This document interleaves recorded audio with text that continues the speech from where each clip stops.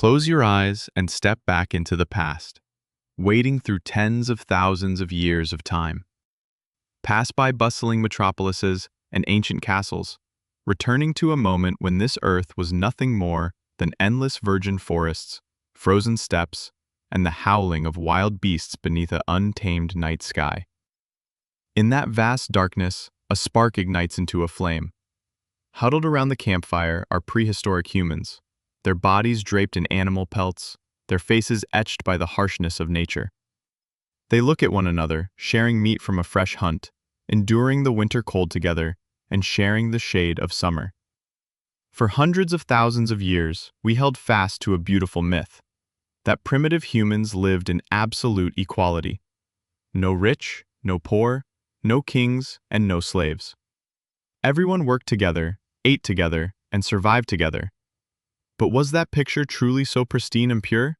Or, from the very shadows of prehistory, were the first seeds of stratification, class, power, and status already quietly taking root in human life?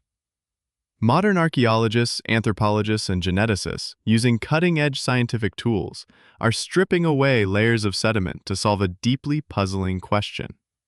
How did prehistoric humans distinguish class when they had no written language, no currency, and no concept of a nation? To unravel this mystery, we must turn the clock back to the Upper Paleolithic, around 30,000 years ago, when humans still lived in small hunter-gatherer bands. In theory, a constantly nomadic lifestyle made accumulating material wealth impractical. You couldn't carry a treasure chest when moving dozens of kilometers every week to chase reindeer herds or find water sources. Consequently, most researchers agree that ancient hunter-gatherer societies possessed a strict, natural mechanism of egalitarianism. If someone became overbearing, tried to dictate, or hoarded too much food, the group would mock them, isolate them, or even abandon them in the deep woods. The survival of the collective depended entirely on sharing. Yet, archaeological science has uncovered the first cracks in that picture of perfect equality. Consider the Sungir site in modern-day northern Russia, home to a burial dating back roughly 30,000 years. As scientists swept away the dirt, they were stunned by what lay revealed: the remains of an older man and two children buried together. The wonder lay not in the bones themselves, but in what encased them. Thousands of meticulously crafted mammoth ivory beads lined their clothing in precise rows. Researchers estimated that crafting just one ivory bead with crude stone tools took at least an hour. On these three individuals at Sungir were over 10,000 such beads, alongside numerous bracelets, rings, and spears made from extraordinarily straightened mammoth tusks. What does this mean? To produce such a massive volume of grave goods, the community had to expend tens of thousands of hours of labor, an exorbitant price in a world where every calorie determined life or death. The two children were far too young to have accomplished heroic feats or contributed massive labor to the tribe. Why were they covered in dense strands of ivory beads upon their death? The only conclusion science points to is that social status was no longer based solely on individual achievement or earned respect. It had begun to be inherited. The lines of division had emerged, not as bank assets or land titles, but as symbolic privilege, spiritual authority, and lineage status. As time marched on and the glaciers melted, a pivotal new chapter in human history opened: the agricultural revolution, roughly 12,000 years ago. This was the flashpoint, the big bang of social stratification. Once humans learned to domesticate plants and animals, they settled down and accumulated wealth on fertile lands. Wheat, rice, and grains appeared. Unlike wild meat or berries, which spoiled in days, grain could be stored in granaries for months, even years. For the first time in history, the concepts of surplus and ownership were born. From that surplus, the ladder of social class was erected openly and unforgivingly. Those who owned better land and harvested more grain grew wealthier. They no longer needed to toil in the fields themselves. They could use surplus food to hire others to work for them, protect them, or serve them. How do scientists today see this class division in prehistoric settlements? Listen to the story told by ancient clay villages like Catalhuyuk in Turkey or Bronze Age cemeteries across Europe. First, prehistoric class manifested through architecture and living spaces. In early urban centers, archaeologists observe clear disparities in the size and structure of homes. There are cramped, rustic mud brick dwellings packed into hidden corners, alongside grand, centrally located houses built with carefully plastered walls, private grain storage, and elaborate altars or decorative murals. A living space was no longer just shelter from the elements. It had become a statement of power. Those inhabiting the larger homes held control over the community's resources. Second, and offering the most ironclad evidence, lies deep beneath the earth: cemeteries and burial pits. Consider the Varna necropolis in Bulgaria, a Neolithic site dating back some 6,000 years. Excavating hundreds of graves there, scientists uncovered a haunting disparity. The vast majority of graves contained only a few crude pots, a handful of stone tools, or nothing at all. Nameless tombs of ordinary people. But then, they opened grave 43. Inside lay the skeleton of a male in his 40s. Surrounding him was nearly a kilogram of pure gold. From a ceremonial scepter, necklaces, and bracelets, to a gold sheath for his phallus.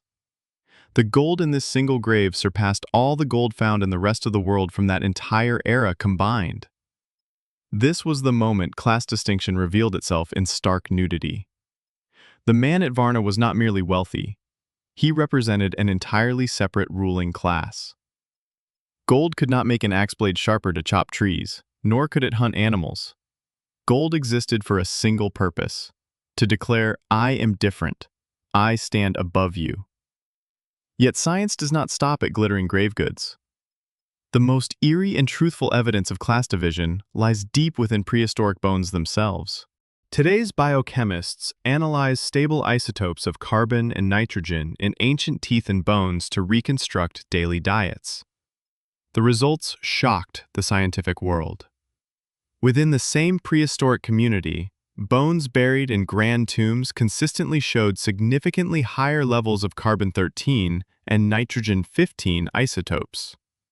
This revealed that they consumed large quantities of meat, fish, and protein-rich foods. Meanwhile, bones from humble graves showed overwhelming traces of low-grade starches, wild vegetation, and prolonged nutritional deficits. Prehistoric class distinction was not just about who wore more gold. It was about who ate their fill of fine food while others gnawed on hunger. Class was etched directly into bone density, height, and the strength of teeth.